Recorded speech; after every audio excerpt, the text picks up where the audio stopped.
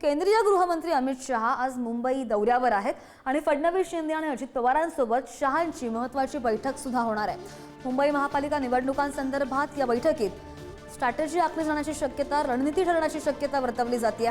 दरम्यान महायुतीच्या तीनही नेत्यांच्या एकत्रित बैठकी अगोदर एकनाथ शिंदे आणि अमित शहा यांची सुद्धा भेट होणार आहे आणि एकनाथ शिंदे अमित शहांच्या भेटीसाठी गेलेले आहेत। सध्या एकनाथ शिंदे आणि अमित शहांमध्ये महत्त्वाच्या विषयांवर खलबतं सुरू आहेत। तर काल रात्री उपमुख्यमंत्री अजित पवार आणि अमित शहांची सुद्धा बैठक पार पडली आहे। जवळजवळ 20 मिनिटं या दोघांमध्ये चर्चा झाली आहे।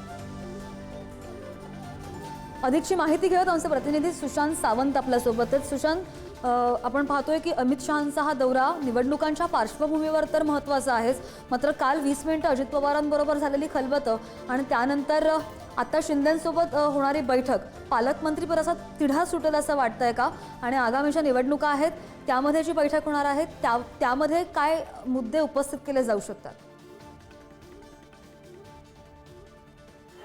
अगदी खरं आहे श्रद्धा। आपण जर बघितलं असतं तर केंद्रीय गृहमंत्री अमित शहा काल रात्री उशिरा मुंबईत दाखल झाले। सह्याद्री अतिथीगृह येथे त्यांचा मुक्काम होता आणि या दरम्यान राज्याचे उपमुख्यमंत्री अजित पवार यांनी अमित शहा यांची भेट घेतलेली आहे। जवळपास 20 मिनिटं या दोन्ही नेत्यांमध्ये चर्चा झाली। आपण जर बघितलं असेल तर नाशिकच्या पालकमंत्री पदाचा पेच जो आहे तो कायम आहे, रायगडच्या पालकमंत्री पदाचा पेच कायम आहे आणि हा पेच कायम असताना खरं तर नाशिकचं पालकमंत्रीपद आपल्याला मिळावं यासाठी अजित पवार यांची राष्ट्रवादी आग्रही आहे।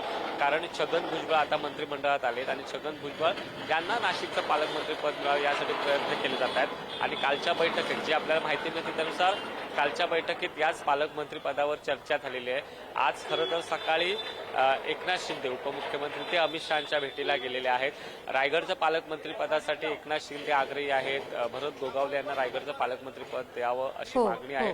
अर्थात आता अमित शहांचा हा मुंबई दौरा आहे, या दौऱ्यात नेमकी काय चर्चा होते, पालकमंत्रीपदाचा पेच सुटतोय का हे बघणं तितकंच महत्त्वाचं ठरणार आहे। मात्र आता थोड्याच वेळात दोन्ही उपमुख्यमंत्री आणि मुख्यमंत्री सह्याद्रीवर जातील आणि त्यानंतर एक मुंबईमध्ये कार्यक्रम आहे।